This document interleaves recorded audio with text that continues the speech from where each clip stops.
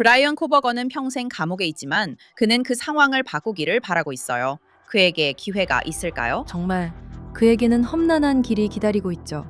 그건 마치 제가 처음으로 밧줄이나 산소 없이 에베레스트 산을 오르려는 것과 같아요. 그리고 있잖아요. 코버거를 지지하는 사람들이 있고 그들은 그에게 돈까지 보내고 있어요. 그의 가장 큰 후원자의 이름을 알려드릴게요. 저는 안자네트 리비이고 여기는 크라임픽스입니다.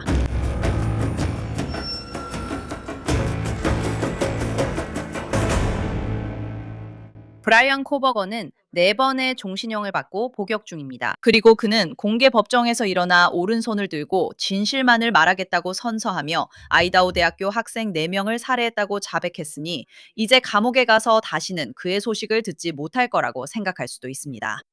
그것이 매티 모겐, 켈리 곤살베스, 이선 채핀, 자나 커널틀 가족들의 바람이었습니다. 하지만 현실은 그렇지 않습니다. 브라이언 코버거는 자신이 조용히 사라지지 않을 것임을 분명히 했습니다.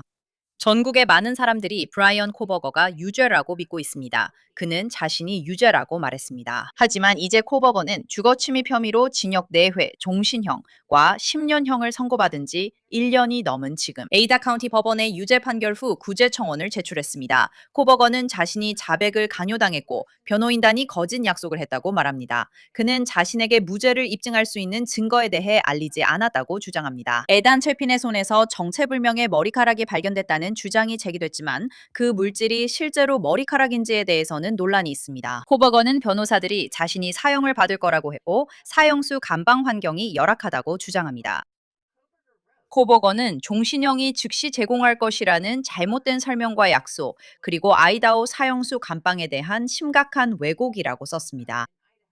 가로 세로 8피트인 실제 사형수 감방을 견학한 변호사의 끔찍한 경험에 대한 자세한 이야기까지 포함되어 있습니다. 이 내용은 변호사를 통해 아이다호 교정국이 청원인과 가족에게 전달한 것으로 알려졌습니다. 따라서 이는 유죄 인정 합의를 유도하기 위해 가해진 협박과 약속을 구성합니다. 브라이언 코버거는 2025년 7월 23일 선고를 받은 바로 그날 아이다호의 최고 보안 등급 교정시설에 도착했습니다. 그 이후로 그는 줄곧 그곳에 머물고 있습니다. 그는 수감번호 16만 3214번입니다. 그는 하루 23시간을 혼자 감방에서 보냅니다. 그는 동료 수감자들이 자신을 괴롭힌다고 고충 민원을 제기했습니다. 그리고 그가 도착한 이후로 그에게 돈을 보내는 사람들이 여러 명 있었습니다. 그의 가장 큰 후원자는 그의 어머니 메리 앤 코버거입니다. 코버거는 유죄 판결 후 청원을 부분 분할 납부 계획으로 진행해달라고 요청했습니다. 그는 청원서에 교도소에서의 재정 기록을 첨부했습니다. 그 기록에 따르면 코버거가 교도소에 도착한 지 일주일 만에 6명이 그의 키프 매점 계좌에 돈을 입금했습니다. 코버거의 어머니가 가장 큰 금액인 $300를 입금했습니다. 사실 코버거의 어머니는 꾸준히 돈을 입금해 왔습니다. 그가 교도소에 수감된 첫 달 동안 어머니는 그의 계좌에 $700를 입금했습니다. 수감된 이후로 브라이언 코버거의 어머니는 그의 매점 계좌에 $9,200가 넘는 돈을 입금했습니다. 그게 많은 돈일까요? 제게는 그렇게 들리는데 곧 그 부분에 대해 더 이야기하겠습니다. 나머지 입금은 그의 지지자들로부터 온 것입니다. 지난 1년 동안 브라이언 코버거의 계좌에 입금된 총액은 $1,812입니다. 지출 총액은 $1,635 10센트였습니다. 이달 초 그의 잔액은 $177 3센트였습니다.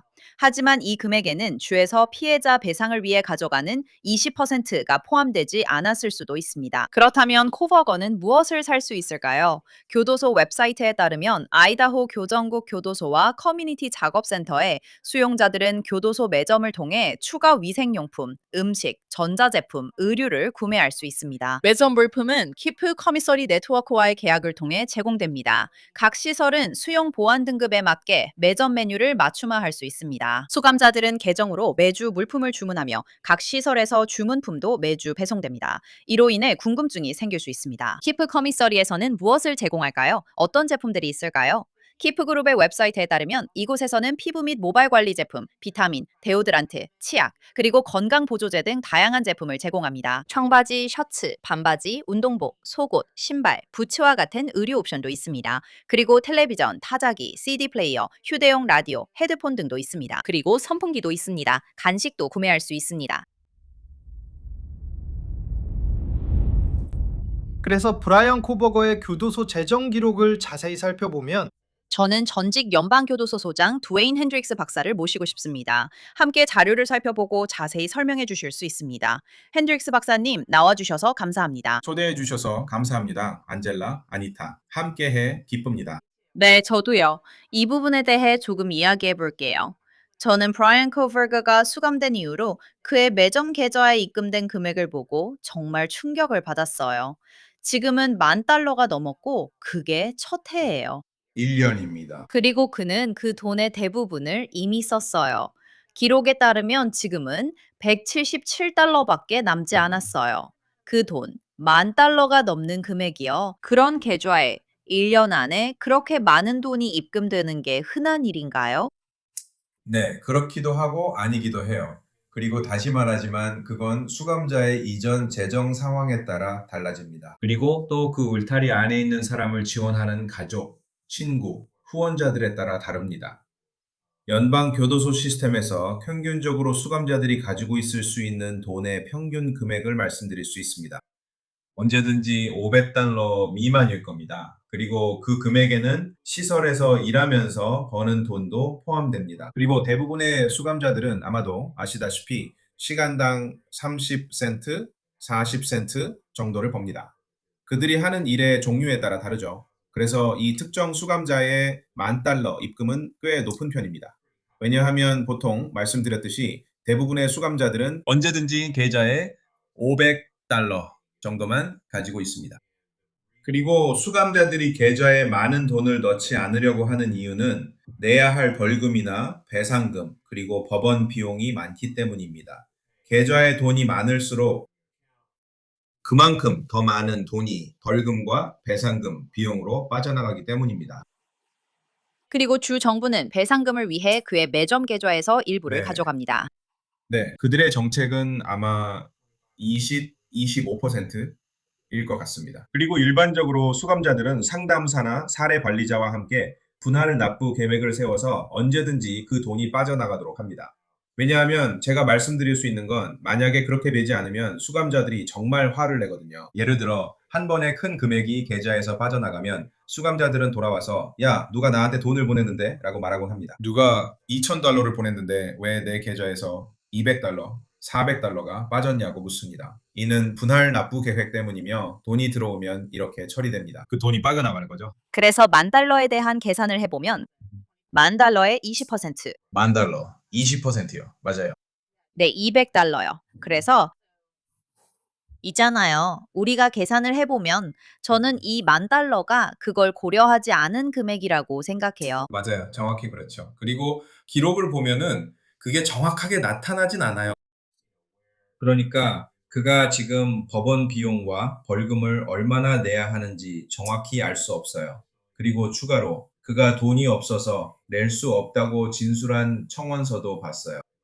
왜냐하면 지금 그의 계좌, 즉 교도소 매점 계좌에는 $177밖에 남지 않았거든요. 여기에는 전화 통화나 화상 방문에 쓰이는 비용도 포함되지 않아요. 그래서 아마 더 많은 돈이 기부되고 있을 수도 있어요. 돈뿐 아니라 엄마의 기부도 그렇고 엄마만의 일이 아니에요. 제가 그녀를 어머니라 부르는 이유는 그가 휴대폰에 어머니와 아버지로 저장했기 때문입니다. 두 분은 그의 인생에서 중요한 인물들이었습니다. 하지만 그의 매점 계좌에 기부하고 돈을 보내주는 다른 사람들도 있어요. 네, 그리고 이 사건이 워낙 세간의 이목을 끄는 사건이기 때문에 저도 가끔은 그게 믿기 힘들 때가 있어요. 특히 4명의 대학생을 아주 끔찍하고 폭력적인 방식으로 살해한 혐의로 유죄 판결을 받은 사람인데도 말이죠. 그가 가족이나 친구, 가까운 지인들 외에 다른 사람들로부터 이렇게 많은 관심을 받고 이 사건 이전에는 상상도 못했던 사람들이 실제로 그의 기금에 기부를 하고 있다는 점이 놀랍습니다. 그런 이유들이 실제로 일어나고 있습니다. 그리고 저는 아이다호 교정국이 각 수감자의 계좌에 누가 자금을 제공하는지도 모니터링한다고 믿고 있습니다. 왜냐하면 때때로 다른 수감자의 가족이나 친구들이 다른 수감자의 계좌에 돈을 넣어주기도 하거든요. 도박이나 다른 갈취와 같은 활동으로 빚을 받아야 할 때 그런 일이 일어납니다. 그래서 저는 그들이 이런 사람들이 누구인지, 팬인지, 그에게만 돈을 주는 건지, 아니면 다른 수감자들에게도 돈을 주는 건지 모니터링한다고 확신합니다. 그 정보를 이용해 파악하려는 거죠. 특히 그 돈이 시설 내 다른 수감자들의 계좌로 들어가고 있다면 이런 자금이 수감자들에게 들어오는 것과 관련해서 뭔가 불순한 의도가 있는지 확인하려는 거죠.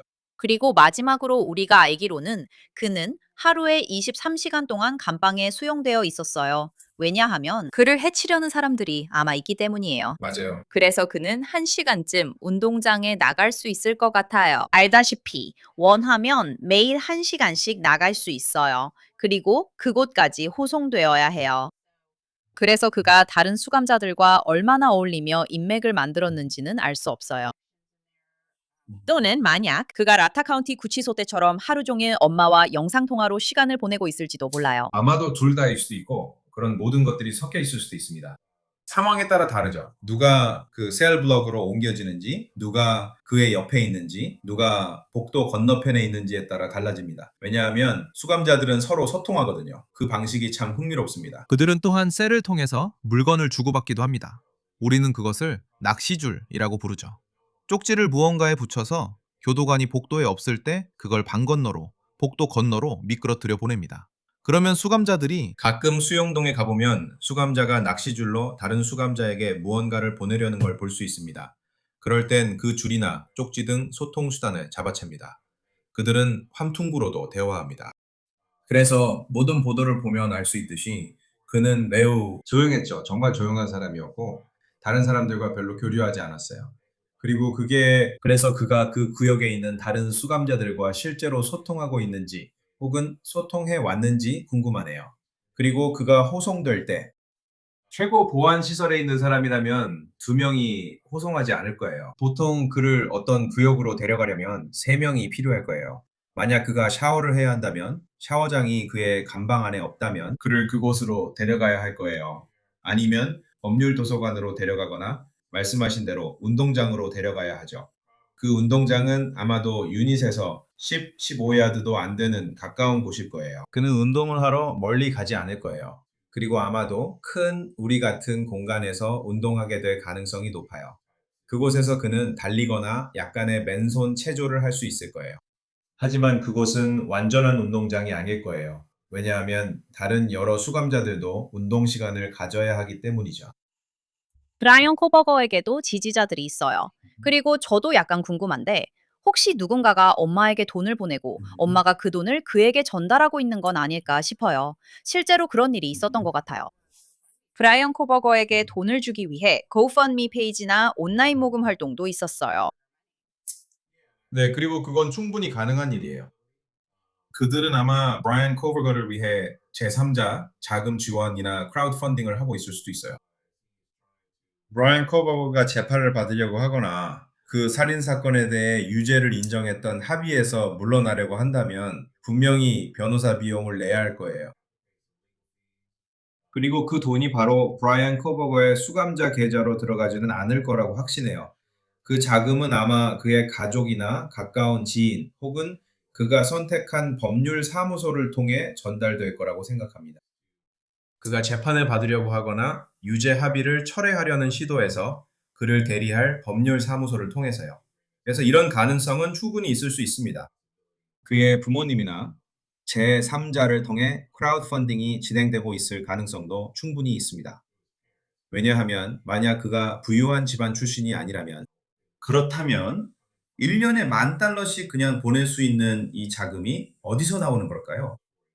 제가 말씀드릴 수 있는 건 제 부모님 2분 다 제가 31살, 32살 때 $10,000를 주셨을 리가 없어요. 그냥 아시잖아요. 그래서요. 앞으로 어떻게 될지 흥미로울 것 같아요. 아시다시피 이 자금의 출처에 관한 정보를 가진 곳이 몇 군데 있습니다.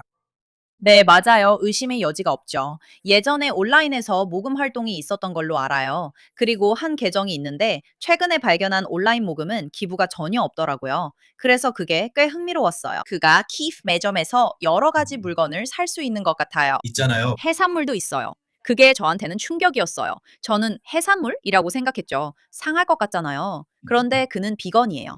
육류 간식, 즉석 식사, 쿠키와 크래커, 라면, 사탕, 치즈 제품도 있어요. 구매할 수 있는 전자제품도 있어요. 여러 가지 물건들이 있어요. 그럼 그런 것들이 교도소에서는 꽤 비싼가요? 그리고 금방 금액이 커지나요? 교도소에서는 정말 비싸고 금방 금액이 커져요. 그래서 우리가 여기 기록을 보고 있는 거예요. 그러니까 그는 매번 매점에 갈 때마다 $100 이상을 쓰고 있어요. 그리고 있잖아요. 또 교도소나 구치소에는 고기를 먹지 않는 사람들을 위한 커먼 페어라는 식단이 분명 있을 거예요. 그래서 아마도 그가 식단을 바꾸지 않았다면 그는 커먼 페어 식단을 먹고 있을 가능성이 높아요. 하지만 교도소 매점에서 고기를 먹지 않는 식단에 맞는 물건을 사는 것은 매우 어렵습니다.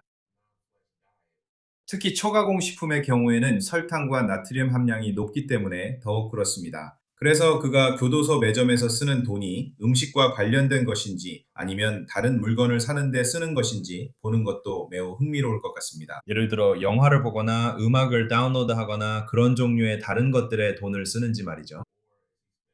아니면 그 돈을 같은 수용동에 있는 다른 사람들에게 지불해서 아이다호의 최고 보안 시설에 수감되어 있는 동안 자신의 안전을 보장받기 위해 쓰고 있는 걸까요? 핸덱스 박사님, 이렇게 끔찍한 범죄로 기소되어 유죄를 인정한 사람이 이런 일을 겪는 게 얼마나 흔한 일인가요? 그는 자신이 했다고 했지만 이제는 강요와 거짓 약속, 속임수 때문이었다고 주장해요. 그렇다면 수감자가 갑자기 나타나서 이렇게 말하는 일이 얼마나 흔한가요? 저는 제 유죄 인정을 철회하고 싶어요. 이걸 취소하고 이제 재판을 받고 싶어요. 이런 일이, 경험상 이런 일이 흔한가요? 아주 흔합니다. 그리고 저는 그가 사건 순서에 따라 수감되어 있지 않다는 걸 압니다. 사법 시스템을 거치는 과정을 아시잖아요. 그래서 저는 그가 유죄를 인정했을 때 이미 마음 한구석에 언젠가는 청원을 제출하려고 할 생각이 있었을 거라고 거의 확신합니다. 제가 연방 공무원에서 3년 전에 은퇴한 사람으로서 말씀드리자면 아직도 여러 수감자들로부터 다양한 종류의 인신보호 청원과 문제들을 다루고 있습니다. 정말 다양한 문제들로부터요. 그것이 그들의 복역 기간과 관련이 있든 급여와 관련이 있든 그들이 근무하던 동안이든 아니면 코로나 관련 문제이든 그 시기에 우리가 시설을 어떻게 운영했는지와 관련된 문제이든 그래서 이런 일은 매우 흔합니다. 그리고 저는 기관의 법무팀이 그가 무엇을 하려고 하는지, 특히 그가 법률 도서관이나 자신의 법률 자료에 접근하려고 할 때 완전히 인지하고 있다고 확신합니다. 그들은 단지 자신들의 절차와 과정을 따르면 됩니다. 왜냐하면 결국 이것은 제 생각에 단순히 그가 새 재판을 받고 유죄 인정을 철회하는 데 그치지 않을 겁니다. 저는 그가 직원들의 실수를 확인하려 한다고 생각합니다. 그래서 그가 그들을 상대로 인신보호 청원을 제기하고 이 절차와 관련해 문제를 제기하려는 것 같습니다. 그래서 결국 그는 그 최고 보안 시설에서 옮겨지거나 아니면 아이다호 주 밖의 교도소로 이감될 수 있습니다. 그렇게 하면 펜실베이니아 주에 있는 가족과 친구들에게 더 가까이 있을 수 있기 때문입니다. 그래서 저는 그가 자신의 계획에 있어서 더 큰 그림을 그리고 있다고 생각합니다. 정말 흥미롭네요. 당신이 하비어스 청원 가능성을 언급하셨잖아요. 사실 저도 처음부터 그렇게 생각했어요. 언젠가는 그가 하비어스 청원을 제기할 거라고 생각했거든요. 그리고 우리가 그를 마지막으로 듣는 게 아닐 거라고 생각했어요. 그가 유죄를 인정했을 때가 마지막이 아니라고요. 그럼 이 모든 게 하비어스 청원을 위한 기반을 다지고 있는 걸까요? 왜냐하면 그건 단순한 유죄 판결 후 구제 청원과는 다른 종류의 청원이잖아요. 네, 그는 그 시설에서 벗어날 수 있는 어떤 허점을 찾고 있는 거예요. 아이다호 내에서 보안이 더 낮은 시설로 옮기거나 아니면 가족과 더 가까운 곳에서 타주 시설에 위탁 수감되는 걸 노리고 있는 거죠. 그리고 다시 말하지만 우리는 그런 사람들을 꾀병 부리는 사람이라고 부릅니다. 그는 꾀병을 부리는 수감자처럼 들려요. 계속해서 서류를 제출하고 직원들이 자기 일을 제대로 하고 있는지 끊임없이 확인하게 만들죠. 왜냐하면 결국 그들이 하는 일에서 어떤 문제라도 찾아낸다면 그는 그 시설에서 벗어날 방법을 찾으려고 할 겁니다. 다시 말하지만 그는 가족과 가까워지기 위해서 그렇게 합니다. 결국 원하는 것은 자유입니다. 하지만 지금은 그가 아이다호에 있는 최고 보안 시설의 J 유닛에서 나올 수 있도록 기반을 다지려고 하는 것 같아요. 글쎄요, 앞으로 어떻게 될지 지켜봐야겠죠. 지금은 이 유죄 판결 후 구제 청원으로 첫 단계를 밟고 있는 것 같아요. 그에게 변호사가 지정됐고 적어도 판사가 변호사를 지정하라고 명령했어요. 앞으로 일이 어떻게 진행될지 지켜보겠습니다. 감사합니다, 핸드릭스 박사님. 감사합니다. 불러주셔서 고맙습니다. 이제 데이빗 싱글턴 씨로 넘어가 보겠습니다. 그는 과거에 많은 유죄 판결 후 구제 활동을 해온 변호사이자 컬럼비아 특별구대학교의 법학 교수이기도 합니다. 데이빗 씨, 이렇게 나와주셔서 정말 감사합니다. 안투아네트 씨, 저야말로 영광입니다. 네, 오랜만이에요. 그러게요. 이야기해요. 브라이언 코버거의 유죄 판결 후 구제 청원에 대해 조금 이야기해 볼게요. 이 사람은 법정에 나가서 자발적으로 충분히 이해한 상태에서 재판을 받을 권리를 포기했다고 말했어요. 그는 이에 동의했고 그렇게 했죠. 그가 이런 신청서를 낸 것에 대해 어떻게 생각하세요? 와, 그에게는 정말 험난한 길이 남아 있겠네요. 이건 마치 제가 처음으로 에베레스트 산을 밧줄이나 산소 없이 오르려는 것과 같아요. 그에게 정말 매우 힘든 일이 될 겁니다. 그리고 그 이유는 판사가 그의 유죄 인정을 받아들이기 전에 판사는 우리가 유죄 인정 확인 절차이라고 부르는 절차를 진행했습니다. 그 과정에서 판사는 유죄 인정이 자발적으로 충분히 이해한 상태에서 이루어졌는지 확인하기 위해 많은 질문을 합니다. 그리고 기본적으로 이것은 판사가 항변을 확실하게 하기 위한 방법입니다. 그래서 나중에 자발적이지 않았다는 주장에 취약하지 않도록 하는 것입니다. 그래서 판사는 우선 코버거 씨에게 선서를 시켜서 이 질문들에 답하게 했습니다. 하지만 판사는 이런 식으로 아주 많은 질문들을 했습니다. 변호사에게 만족하십니까? 그들이 조언해준 방식에 만족하십니까? 그 질문들에 대한 대답은 네였습니다. 누군가 당신에게 유죄를 인정하라고 강요한 적이 있습니까? 그 질문에 대한 대답은 아니오였습니다. 누군가 당신에게 무언가를 약속한 적이 있습니까? 정부가 제안한 유죄 인정 합의서에 있는 것 외에 다른 어떤 것을 약속받은 적이 있습니까? 그 대답은 아니오였습니다. 그래서 판사는 매우 신중하게 코보거 씨가 나중에 유죄 인정 합의에서 빠져나갈 수 있는 길, 예를 들어 변호사가 무능했다고 주장하는 것과 같은 방법들을 판사가 일종의 차단한 셈이었습니다. 그는 자신의 변호사가 조언한 것에 만족하지 않았습니다. 또는 변호사가 자신에게 약속했던 것들이 이제 지켜지지 않았다고 주장하는 경우도 있습니다. 그래서 그런 종류의 질문들은 코버거 씨가 자신의 유죄 인정이 철회되게 하는 것을 정말 어렵게 만들 것입니다. 그는 자신의 변호사들이 환상적이고 훌륭하다고 말했어요. 제 말은 제가 의역한 거예요. 아시죠? 질의응답에서 그는 기본적으로 자신의 변호인단에 만족한다고 말했어요. 방금 말씀하신 모든 것에 대해서요. 하지만 그는 그들이 사실상 자신을 강압했다고 말했어요. 그가 있잖아요. 그들이 말하길 우리는 사형수 감방에 갔대요. 정말 끔찍하다고 했어요. 알죠? 총사령 집행대가 당신을 기다리고 있다고요. 이건 법적으로 승리할 거예요. 그가 거기서 내세울 만한 근거가 있나요? 왜냐하면 그는 기본적으로 자신이 강요당해서 거짓말을 하고 허위자백을 했다고 말하고 있거든요. 그래서 그는 변호사들이 사실상 넌 총살형이야, 이 합의 받아들여야 해 라고 말했다고 해요. 우선 변호사들이 조언을 어떻게 표현했는지는 저도 잘 모르겠지만 변호사들은 상담 역할도 합니다. 그리고 그 역할의 일부는 의뢰인에게 유죄 인정의 잠재적 결과에 대해 조언하는 것입니다. 그리고 아시다시피 확실히 코버거 씨가 재판을 받고 유죄 판결을 받았다면 그는 사형 선고 가능성이 매우 높았습니다. 사형이 가능한 혐의였으니까요. 그리고 그런 주목받는 사건에서 그가 재판에서 유죄 판결을 받고도 사형을 선고받지 않았다면 저는 정말 충격을 받았을 겁니다. 그래서 변호사들이 그렇게 하는 것이 적절하다고 생각합니다. 다시 말하지만 저는 그들의 말이나 표현을 모릅니다. 하지만 그가 유죄를 인정하지 않으면 어떤 상황에 처하게 되는지 알게 해주는 것이죠. 그렇다고 해서 그가 자발적으로 인정하지 않은 것은 아닙니다. 그건 아시다시피 누군가를 윽박지르는 것과는 다릅니다. 법원이 이것이 자발적이지 않은 인정이라고 말할 상황까지는 가지 않을 겁니다. 특히 판사가 누군가가 당신에게 이걸 강요했습니까? 라고 물었을 때 대답이 아니오였으니까요. 맞아요. 저에게 정말 흥미로운 점 중 하나는 이 사건을 면밀히 지켜본 사람이라면 누구에게도 이게 놀라운 일이 아니라고 생각한다는 거예요. 제 말은 저는 그가 이렇게 할 줄 전혀 놀라지 않았어요. 이런 행동을 할 것 같다는 예감이 강했거든요. 이게 그의 유죄 인정 합의를 위태롭게 하는 건가요? 왜냐하면 그 유죄 인정 합의의 일부로 그는 모든 항소권을 포기했잖아요. 그럼 주정부가 다시 와서 재판 원해? 라고 물을 수도 있나요? 좋아, 네가 합의 조건을 어겼으니 재판하자. 주정부가 그렇게 할 거라고는 정말 진지하게 의심스럽네요. 물론 저는 아이다호 주정부는 아니지만 처음에 유죄 협상을 한 이유 중 하나가 그리고 피해자 가족들 사이에서도 이에 대해 이견이 있었다는 걸 알고 있습니다. 하지만 이렇게 한 이유 중 일부는 적어도 몇몇 가족들이 재판을 통해 이 일을 다시 겪는 고통을 겪지 않도록 하기 위함입니다.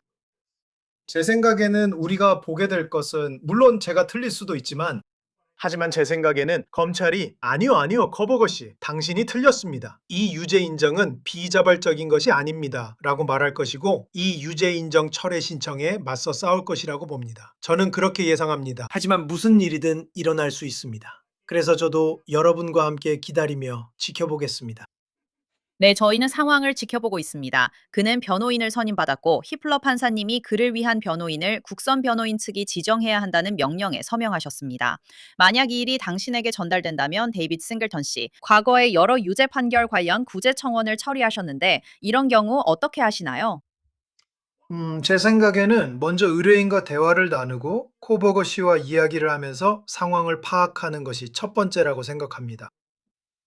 그가 쓴 것보다 더 구체적으로 그가 주장하는 바가 무엇인지 파악해야 합니다. 그리고 나서 변호사들과 대화를 나눕니다. 조사를 진행하고 상황을 파악하려고 노력하죠. 그러니까 만약 당신이 코버거 씨를 변호하게 될 변호사라면 당신은 그의 목표를 이루기 위해 최선을 다해야 합니다.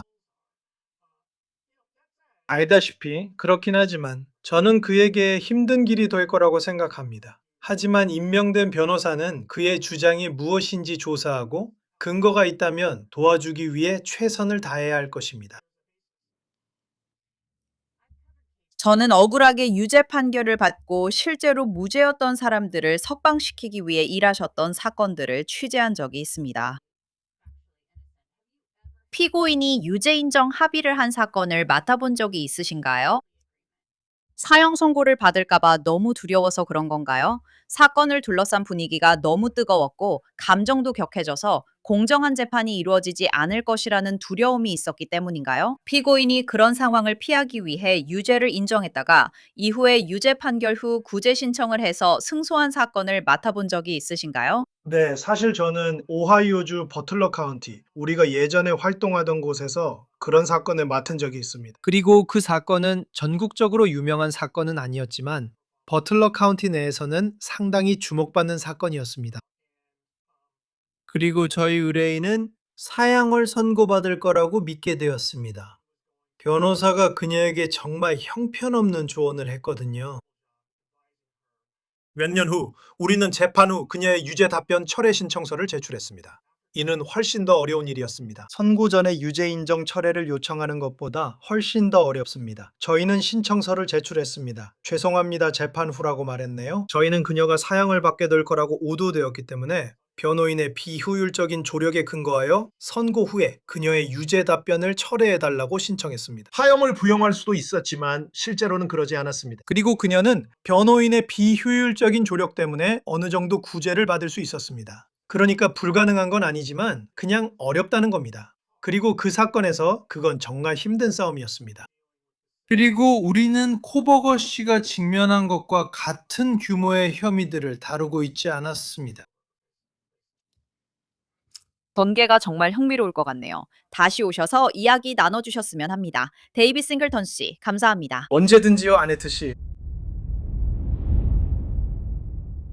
히플러 판사님 기억하시죠? 그분이 국선변호인 사무실에 브라이언 코버거 씨의 유죄 판결 후 절차를 위해 변호사를 선임하라고 명령했어요. 기억하시죠? 브라이언 코버거 씨 사건 기록과 유죄 판결 후 청원서를 저희의 새 로앤 크라임 플러스 앱에서 모두 확인할 수 있습니다. 한번 확인해 보세요. 이번 크라임픽스 에피소드 여기까지입니다. 저는 안전의 비비입니다. 감사합니다. 다음에 뵙겠습니다.